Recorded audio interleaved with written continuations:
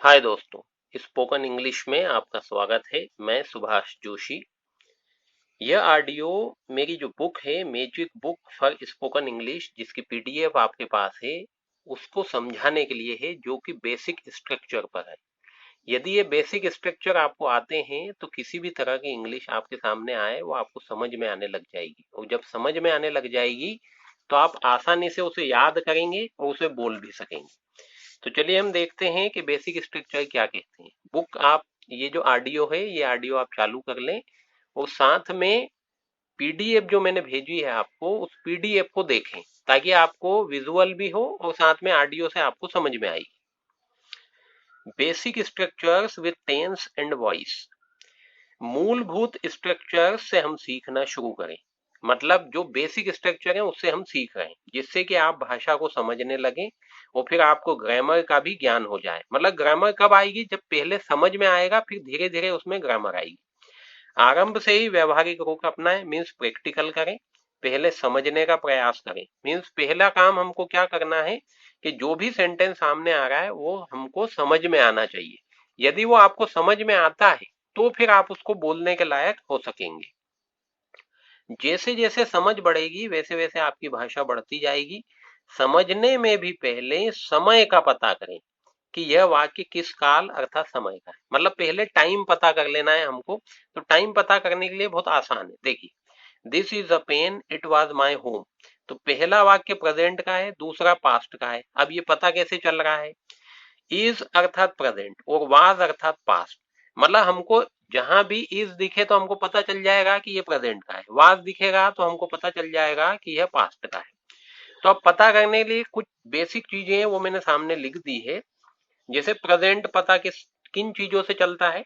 तो is, am, are, has, have, verb की first form, do, does, इनसे हमको प्रेजेंट पता चलता है। इसी तरह पास्ट है तो वाज, वर, हेड, वर्ब की सेकंड फॉर्म, डिड, ये सब हमको पास्ट बताते हैं। फ्यूचर पता चलता है विल, शेल, वुड। हम्म अब देखिए, सामान्यतः है, था, होगा अर्थात वर्तमान, अतीत, भविष्य की पहचान हेल्पिंग वर्ब से होती है। सिर्फ प्रेजेंट इंडेफिनेट में वर्ब की फर्स्ट फॉर्म से अर्थात वर्तमान की, तथा पास्ट इंडेफिनेट में वर्ब की सेकंड फॉर्म से भूतकाल की पहचान होती है। मतलब प्रेजेंट में और पास्ट की जो इनडेफिनेट टेंस है, मतलब सिंपल टेंस भी जिसको हम बोल सकते हैं, उसमें फर्स्ट फॉर्म से प्रेजेंट पता चलता है, सेकंड फॉर्म से पास्ट पता चलता है। ये अभी 9 और 10 नंबर पे स्ट्रक्चर आएंगे तो वो डिटेल में आपको क्लियर हो जाएगा। अब हम और आगे बढ़े। दिस, दैट, दीज, दोज, ये जो चारों हैं ये डेमोन्स्ट्रेटिव प्रोनाउन कहलाते हैं तथा नाउन की ओर संकेत करके बताने के काम आते हैं, जिससे उनकी जगह बताने की आवश्यकता नहीं होती। जैसे यदि मैं बोलूं दिस इज अ हॉर्स, तो मैं आपको सामने दिखाऊंगा कि यह एक हॉर्स है, यह एक घोड़ा है। दैट इज अ ट्री, वह एक पेड़ है। मीन्स दिस और दैट में अंतर क्या आ गया? दिस और दैट दोनों सिंगुलर है, तो देखिए हमने इज लगाया इसलिए। तो दिस पास के लिए, दैट दूर के लिए। दीज प्लुरल फॉर्म है दिस का, तो दीज मीन्स ये। तो दीज आर हॉर्सेस, तो इसलिए आर लगाया, प्लुरल के साथ आर लगता है। और हॉर्सेस मीन्स घोड़े, मतलब एक से ज्यादा हो गए, मोर देन वन। आगे दोज आर ट्रीज, तो ये देट का प्लुरल फॉर्म है, वे पेड़ हैं। तो दोज भी प्लुरल है इसलिए आर लगाया और ट्रीज कर दिया हमने ट्री की जगह। तो सिंपल सेंटेंस समझ में आ जाना चाहिए। अब यदि आप बोलना चाहो तो दिस इज अ पेन बोलो, यह एक पेन है। दिस और दैट एक वचन नाउन को बताने के लिए तथा दीज और दोज बहुवचन नाउन को बताने के लिए उपयोग करते हैं। अब उदाहरण देख लो कुछ अलग। दिस इज अ पेन, यह एक पेन है।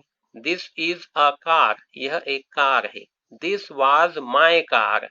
अब देखिए, इज की जगह हमने वाज लगा दिया, तो अभी हमने पढ़ा था कि वाज क्या बताता है? पास्ट बताता है। तो क्या हो जाएगा? यह मेरी कार थी। वाज की जगह यदि इज रखते तो क्या होगा कि यह मेरी कार है, लेकिन वाज रखा है तो क्या होगा? यह मेरी कार थी। This will be a great movie. अब देखिए, विल बी आ गया। विल बी का मतलब क्या है कि भविष्य में। तो this will be a great movie, यह एक बढ़िया मूवी होगी। यदि इज रखते तो यह मूवी है, यदि वाद रखते तो यह मूवी थी। और विल बी रखा है, इसका क्या मतलब है कि यह मूवी बढ़िया होगी। ग्रेट मतलब बढ़िया, मूवी मीन्स पिक्चर। तो this will be a great movie. That is an elephant. अब देखिए, दिस की जगह हमने दैट कर दिया, बाकी स्ट्रक्चर सेम है। तो वह एक हाथी, ये हो गया। That is an elephant, this is an elephant, मतलब यह एक हाथी है। दैट इज एन एलिफेंट, वह एक हाथी है। That was a rainy night, night means रात, रेनी मीन्स बारिश वाली। तो that was a rainy night, past है, वाज लगा हुआ है, तो that was a rainy night में वह एक बारिश वाली रात थी।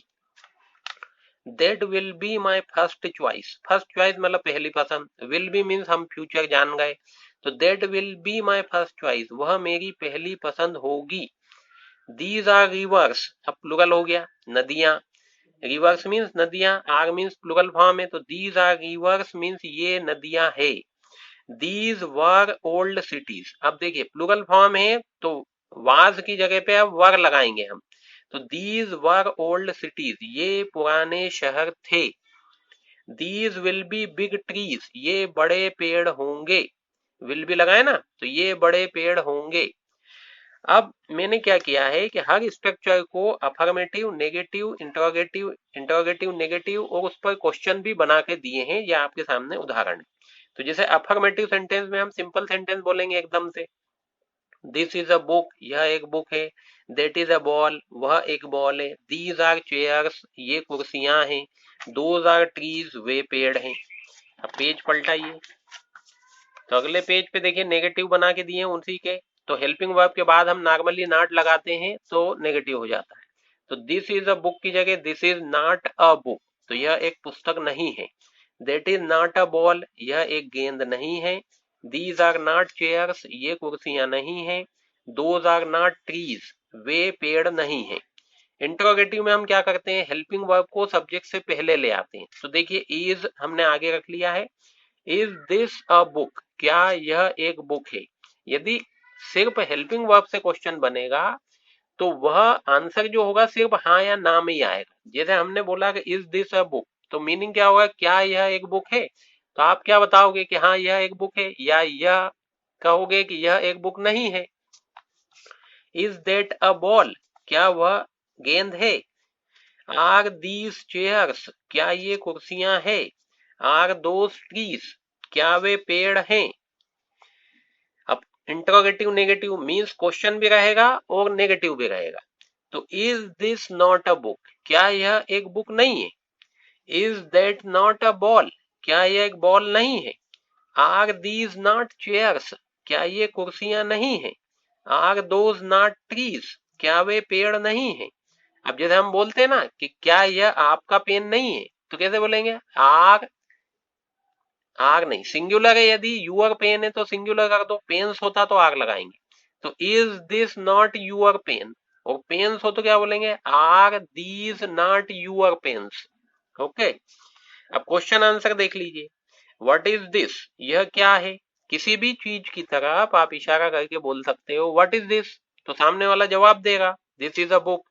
जैसे आप यदि टंकी की तरफ इशारा करके कहोगे व्हाट इज दिस, तो सामने वाला क्या जवाब देगा, this is a tank. What is that, वह क्या है। दैट इज अ कार, वह एक कार है। व्हाट आर दीज, ये क्या है। These are chairs. What are those, वे क्या हैं। तो दोज आर ट्रीज, वे पेड़ हैं। तो सिंपल क्वेश्चन आंसर भी कर सकते हो। ये एकदम से बेसिक 4 स्ट्रक्चर हुए। अब 5 नंबर पे देखिए, तो 5 नंबर पे देयर आ जाता है।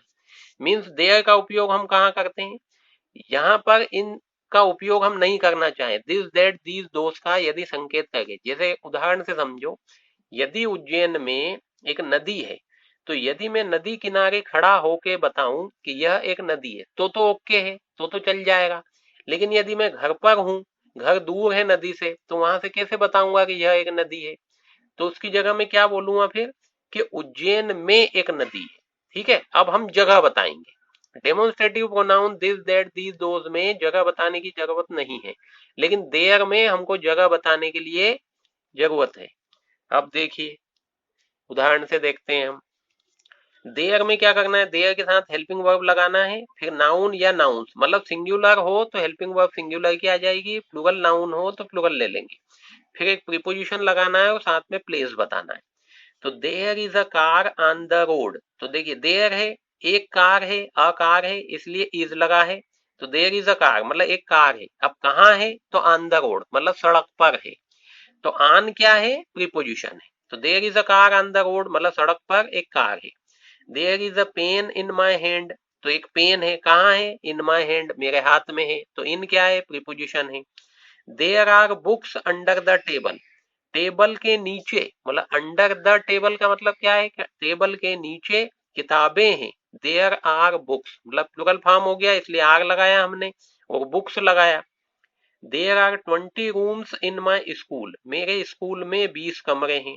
स्कूल का निबंध लिखने को आता था आपको बचपन में, तो याद करो, आप देयर पे ही बहुत सारे सेंटेंस लिख देते थे।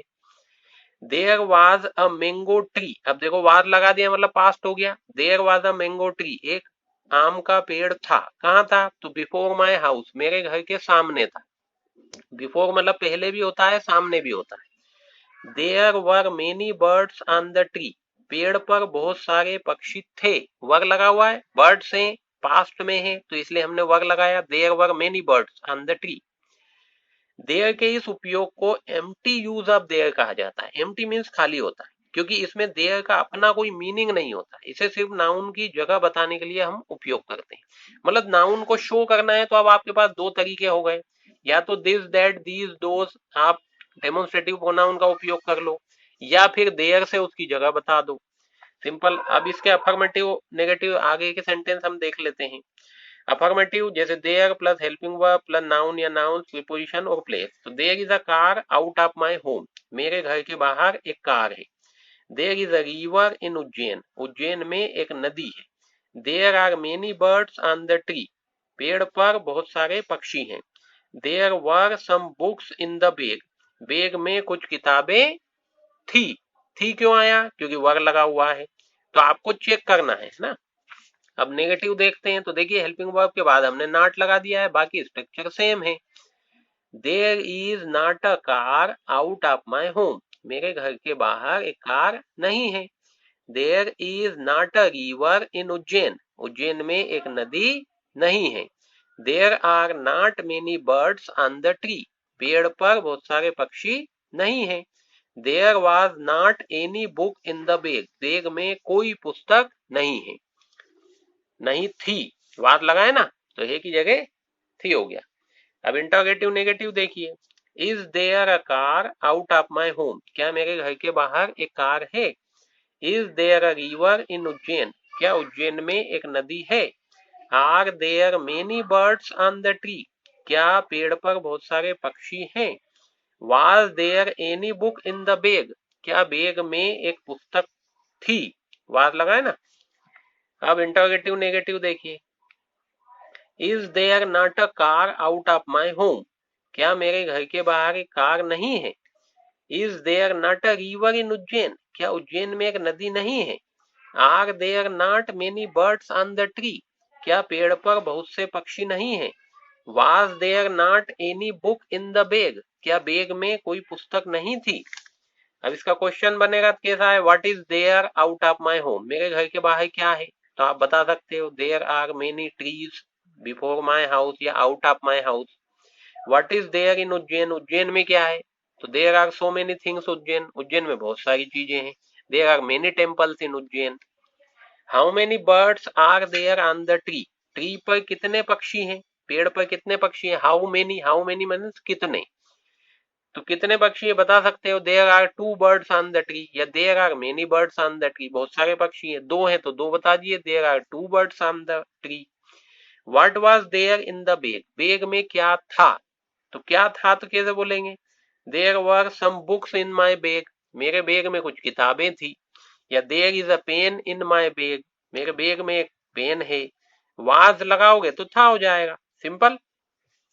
अब ये 1 से 5 तक स्ट्रक्चर हमने इसमें अभी पढ़े हैं, इनके आपको प्रैक्टिस करना है, 2-3 बार इनको समझना है, और उसके बाद भी यदि कहीं डाउट आता है तो मुझसे बात करना है, सिंपल एकदम से। तो दोस्तों अगले ऑडियो में हम 6 से 8 तक देखेंगे, मतलब 6, 7 और 8 को देखेंगे, ठीक है। इंग्लिश स्पोकन आप बहुत आसानी से घर बैठे सीख सकते हो। यदि कोई भी आपका मित्र या परिवार में कोई भी सदस्य हो सीखना चाहता है तो इस कोर्स को ज्वाइन कर ले और बहुत आसानी से आप घर बैठे सीख सकोगे। You need to do only one thing, spend time with me, अर्थात आपको सिर्फ एक ही काम करना है, मेरे साथ समय गुजारना। Okay, bye bye.